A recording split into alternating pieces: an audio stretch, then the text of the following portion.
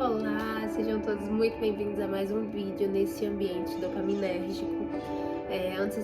A entrada do vídeo era bom dia, sejam bem-vindos a mais um devocional. Por mais que ainda seja um devocional, né, que é o nosso momento de comunhão com Deus, de ler a palavra, de meditar na palavra, eu tô fazendo em horários alternados, então não tô mais falando bom dia, somente sejam bem-vindos a mais um vídeo desse ambiente dopaminérgico. Nós estamos fazendo a leitura e o estudo bíblico do livro de Ruth.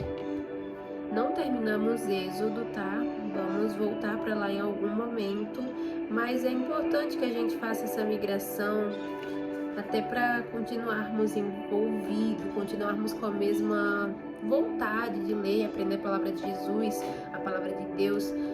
Às vezes quando a gente tá num livro só ali, tipo, vai ficando cansativo, é cansativo ler a Bíblia, é difícil ler a Bíblia, as palavras são difíceis, então a gente vai dando essa migrada, vai falando sobre outras coisas para ir aguçando e despertando cada vez mais a nossa vontade e a nossa curiosidade para com o livro sagrado. Aqui, Ruth, cadê? Deixa eu ver, Ruth é um livro muito pequenininho, gente. Eu acho que a gente já termina hoje, será? Ruth aqui.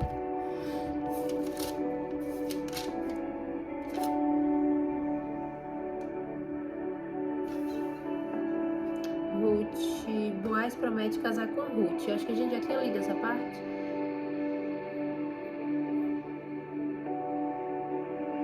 Sim, a gente já leu essa parte. Ficou aqui no final. Boaz casa com Ruth.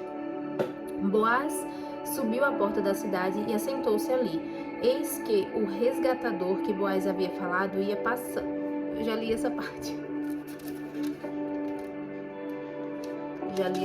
A parte em que ele assume para todo mundo, né, que vai casar com ela, isso aí mesmo. Aqui é finalzinho, tinha marcado aqui. Ó. Ruth dá a luz a Obed. Obed foi o filho que ela teve com Boaz. Assim tomou Boaz a Ruth, e ela passou a ser sua mulher.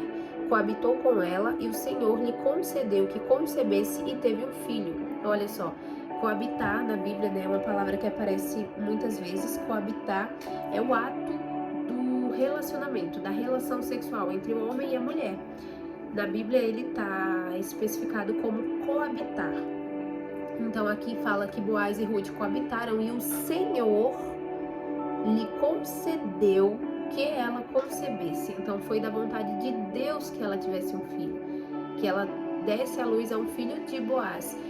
Ruth, que tinha ficado viúva, que era uma estrangeira, que não estava no lugar dela, não estava na terra dela, a vida dela mudou de tal modo que ela casou com um homem digno, com um homem que tinha muitos bens, com um homem que ia dar para ela e para Noemi uma vida estável novamente, e ainda teve um filho. Então olha só a virada que a vida da Ruth teve por causa de uma decisão, a decisão de seguir Noemi, de continuar com Noemi. Ela poderia ter voltado para casa dos pais igual a Orfa fez, mas ela decidiu seguir com Noemi.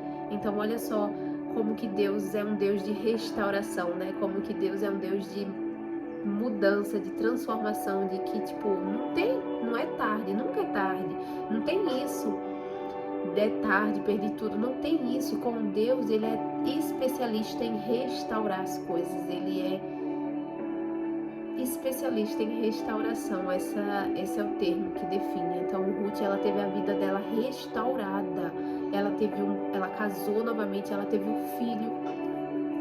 Então as mulheres disseram a Noemi: seja o Senhor bendito, que não deixou hoje de te dar um neto que será teu resgatador. Olha aqui.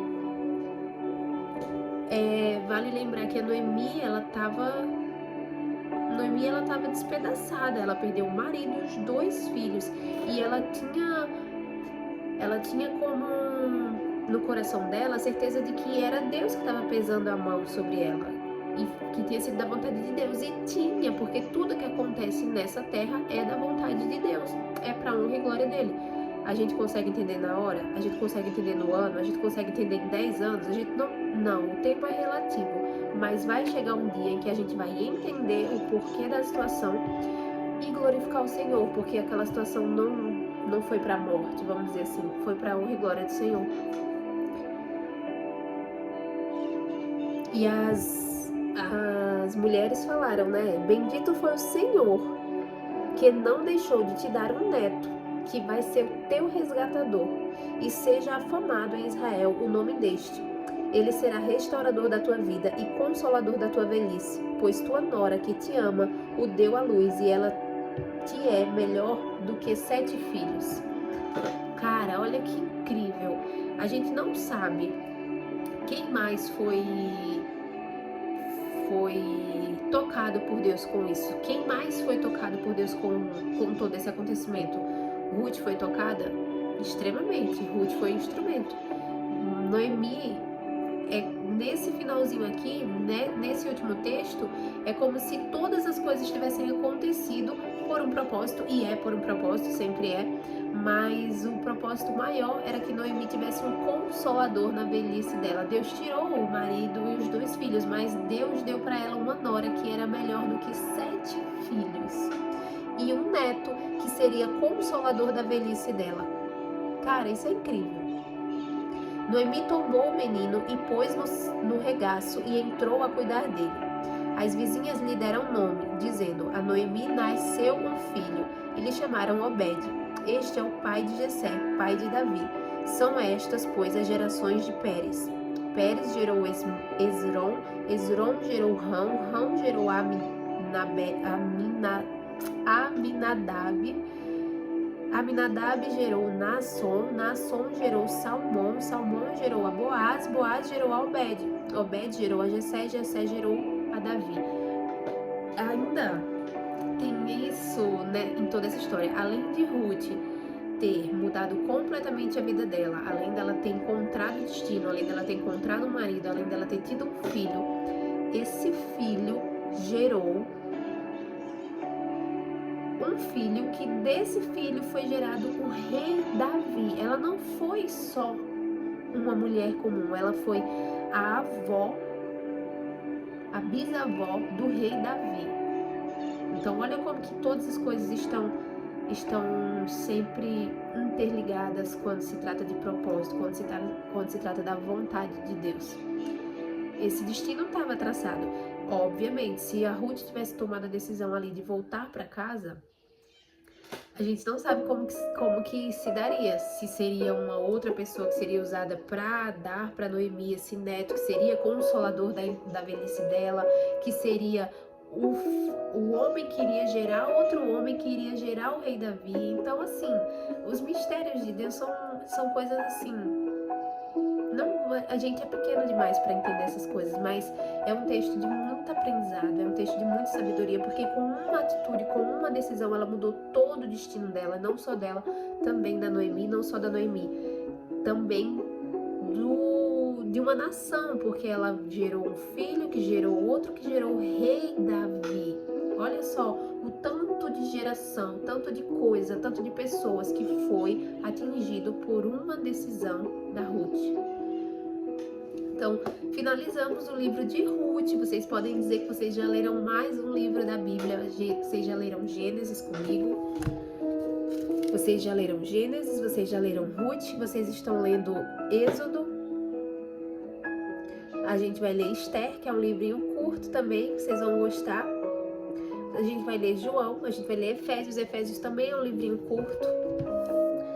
E eu espero que tenha ficado o aprendizado necessário para cada um, que a leitura, o estudo bíblico tenha tocado no interior de cada um da maneira que cada um precisa, da maneira que cada um necessita ouvir, de acordo com o que cada um está passando.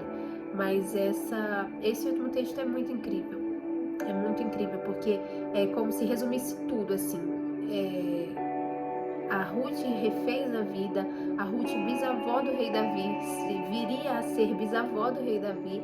A Ruth deu para Noemi um neto que seria consolador da velhice dela, e a Ruth serviu para Noemi como se fosse melhor do que 7 filhos. Então, além da história de Jó, onde Deus tira, mas Deus devolve todas as coisas para ele, essa aqui também é um exemplo de que Deus tirou da Noemi o marido e os 2 filhos, mas ele devolveu muito mais. Ele sempre nos dá infinitamente mais do que a gente merece, do que o que a gente espera, do que o que a gente acha que precisa. Então sempre confia teus planos, tuas vontades, tuas decisões. Olha só como que uma decisão interferiu numa história inteira, numa nação. Confia sempre tudo ao Senhor e pede o direcionamento necessário para Ele, para que você entenda qual decisão tomar, quando tomar, para onde ir, com quem ir. Até porque se Ruth não tivesse ido com Noemi, ela não teria recebido o direcionamento necessário, o direcionamento certo para fazer com que o Boaz resgatasse ela. Então, gente, tudo isso tá ligado e tudo isso está uma coisa interferindo na outra, uma ação interferindo na outra, uma atitude interferindo na outra. E se a gente fosse apoiar nosso próprio entendimento para fazer tudo isso, vira uma bagunça tremenda, tudo sai do lugar, a gente atrasa o nosso destino, atrasa a nossa promessa, a gente sofre, faz outros sofrerem e a gente passa a viver sem entender nada. Então, dobra teus joelhos e entrega na mão de Deus, entrega, porque Ele vai nos dar o direcionamento necessário. Inteligência nós conseguimos buscar. A gente estuda, a gente aprende sobre algo e a gente se torna inteligente naquele assunto. Mas sabedoria divina para tomar a decisão certa, para ir para os lugares certos, para ter esse discernimento de espírito, somente Deus nos dá. Então ajoelha e pede para Deus sabedoria. É isso. Graças e bênçãos se renovam a cada manhã. Eu sou muito feliz fazendo isso. E até amanhã.